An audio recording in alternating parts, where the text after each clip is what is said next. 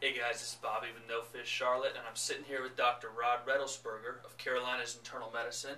It's a practice in Denver, North Carolina, in the Lake Norman area. You guys might have seen him on Twitter. He's Dr. Rodney, C-I-M-A on Twitter, or you've seen his website. It's carolinasmed.com.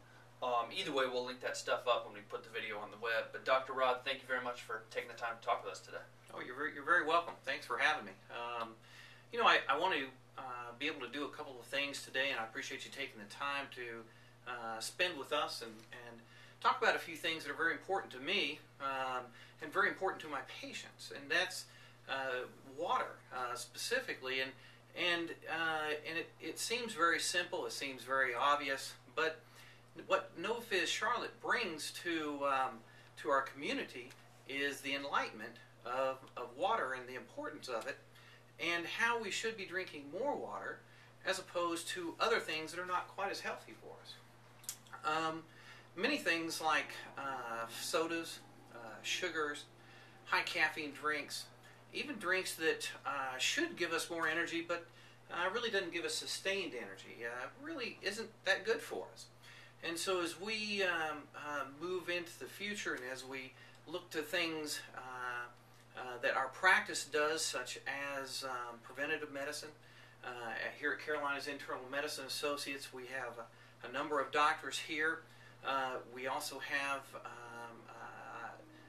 a preventative medicine practice called MDVIP, which provides for prevention of diseases into the future, so we don't have to try to stamp them out as they come along. We want to try to prevent them, and part of that prevention, again, is with water. Our body is made up primarily of water, 75%.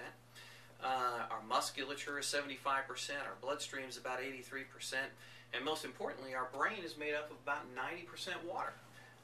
So certainly drinking water is at the forefront of helping us think. It lubricates our joints.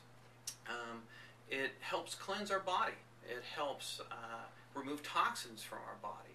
It even there are some studies that even reveal that drinking more water than those who don't have lower cancer rates, colon cancer rates, because it decreases the transit time for our food to pass through.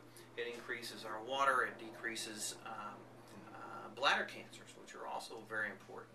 So those are just a few things that I look at when I think of drinking water as opposed to the sodas.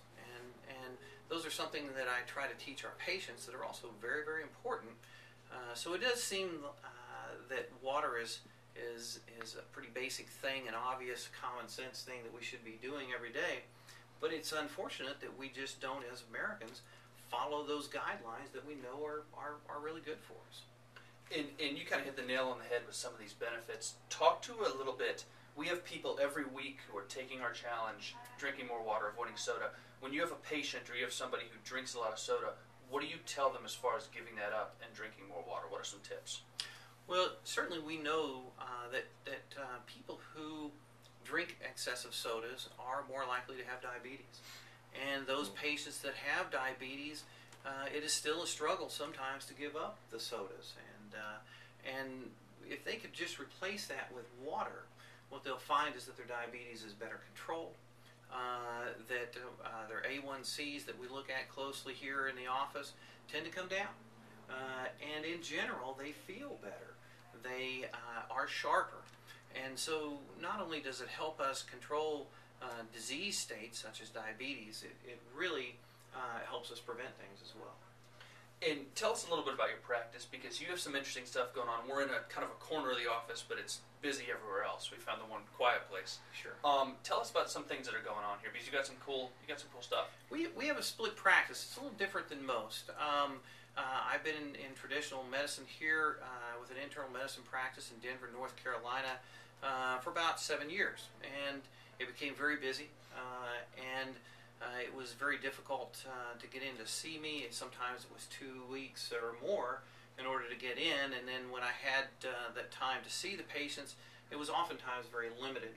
So I was approached by a new style of medicine called MDVIP, which is a preventative medicine practice. We limit our patients to approximately 600 Those patients have direct access to me through cell phone. So I no longer carry a pager. My patients are able to call me on my cell phone and talk to me. And it's interesting because many of my patients would say, well, gosh, doesn't that bog you down? But it's not true. That does not happen. In fact, because our patients can get in to see me every day. So if I have patients call this morning, they can always get in the afternoon. So they don't have to utilize their time or mine after hours because they can get in to see me. And what we've learned is that the MD-VIP physicians, as opposed to the busy practice physicians, has about a 60% reduction in hospitalizations. Wow. Because they are able to get in to see me, because we can tackle things immediately, and we don't have to put off for tomorrow what we can take care of today. And so it's a new, interesting style of practice. Frankly, I wish every doctor could limit to 600 patients, and whenever they receive phone calls from their patients, then they knew exactly who they were talking to. In the past, I would get phone calls, and I wasn't exactly sure if that was my patient or not, if they hadn't seen me, if they had seen one of the other providers when I was taking call for them. Sometimes it makes it more difficult to sort through some of the issues that are very important to our patients. That's something else. It's a new way to practice. It is. And I've enjoyed it, and I hope to continue to do that. I have also another practice and that I love and has started the January of this last year, is called Medical Advantage Weight Loss Systems. I designed this program because of the many troubles that my patients have come to me with and the frustrations of inability to lose weight. And I designed a program that is focused on the individual patient. So every patient that comes in gets a different program designed to help them lose weight. So we sit down with our patients, we take the time to go through everything from genetic history to metabolic history to lifestyle, and develop a program for them that absolutely everyone can utilize in every lifestyle, whether you're a truck driver on the road and you only have fast food to eat.